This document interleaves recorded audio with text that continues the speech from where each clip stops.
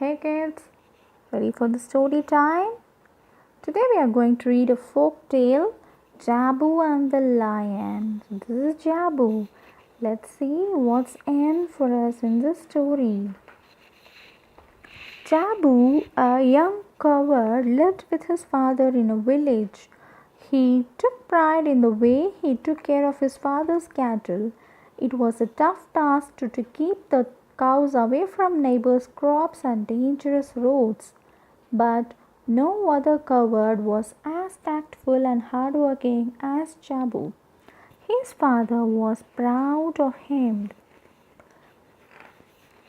One day, while his cows were grazing on a hill, his friend Sifo came running and said, "Have you heard the news? Bubeshi the lion has been spotted in this area. Last night he killed one cow from Tabu's herd. The village folk are setting up a trap. So he says there was a lion who came in and killed a cow, and the people are trying to set a trap so that they can catch up the lion." Jabu was not shocked at this news. His keen eyes had already spotted the lion's pug marks after he had left his kill. Jabu knew that Bubeshi hunted the night when the cattle were safe inside the village, and hence he had no reason to worry about the lion. So he was not at all worried. "Let's go, Jabu," said Sifu. "Lead your cows into your shed and let us watch the men lay traps for Bubeshi." Jabu said, "You carry on, Sifu. It is too early for me to take the cows back into the shed. I have to take them to the river before we head home." Sifu replied, "Okay, then I will see you by the fire tonight." Then Jabu got up, let out a loud whistle, and waved his staff.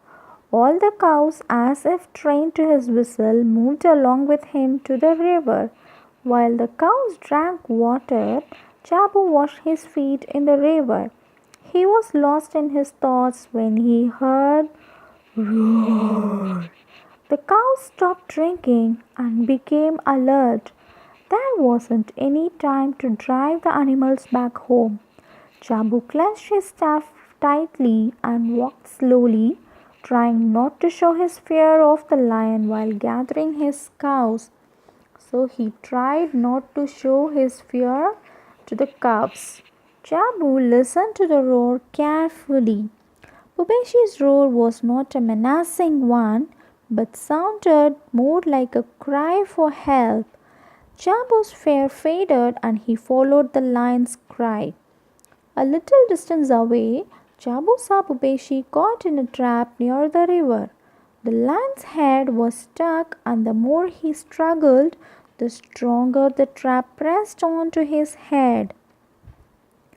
When Bubeshi saw Jabu, he pleaded for help. "Please help me get out of this trap. It is hurting my head. Release me before the hunters find me."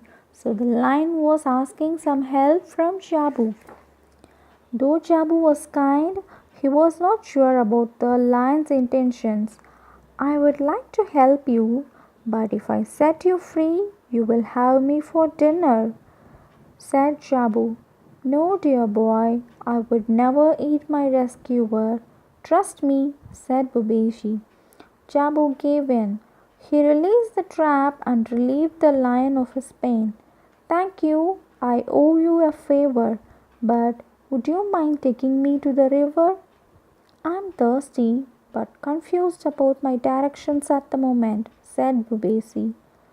Jabu agreed but kept a watchful eye on him. He took Bubeshi to the river away from his cows. But when Bubeshi was drinking water, his eyes were fixed on Jabu. He thought, what a delicious meal this boy would be. It is a pity to waste such a good meal. Jabu guessed the lion's intentions and began to retreat. "I'm your rescuer. I saved you from the hunters," said Jabu. "Yes, you did, but Now that I'm free, I don't have to keep my promise, said Bhupeshi. It's so mean, right? The lion cannot do that. Don't make that mistake, said Jabu. When you break a promise, its shattered pieces come back to pierce you. Bhupeshi laughed and said, that is the silliest thing I have ever heard. Just then, an old donkey was passing by. Jabu told Bhupeshi, ask the donkey, he will tell you how wrong it is to break a promise. So the lion asked the donkey, I wish to eat this boy. Tell me, is it unfair? Jabu added, but he had promised not to eat me.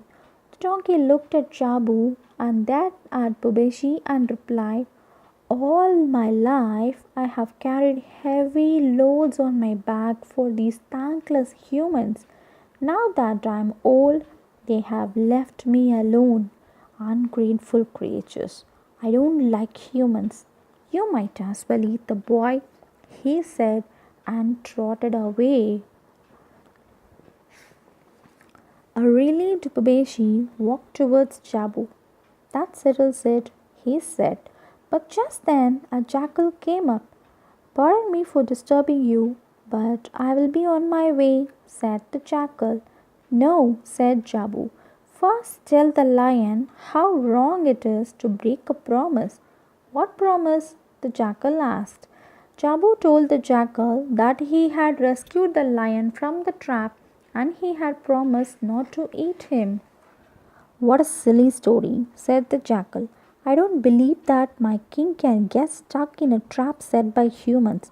Sorry, it's hard to believe. It is true, the trap was horrible, said Bhupeshi. Please show me the trap and then you can proceed with your meal, the jackal said.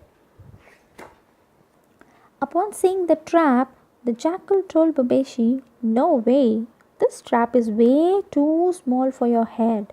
Please place your head in the trap to show me that it fits. All right, agreed the lion. Bhupeshi placed his neck back into the trap just the way Jabu had found him. Tick! He was trapped again. Bhupeshi roared in anger when he realized his mistake. Oh yes, now I can see that you are trapped, said the jackal. This boy is right. It is not good to break a promise. So now Bhupeshi learnt a very good lesson that we should never break our promise. We have to keep up our words. So that's the moral of the story. Hope you all like the story, kids. Stay tuned. We can meet again in the next story. Bye bye.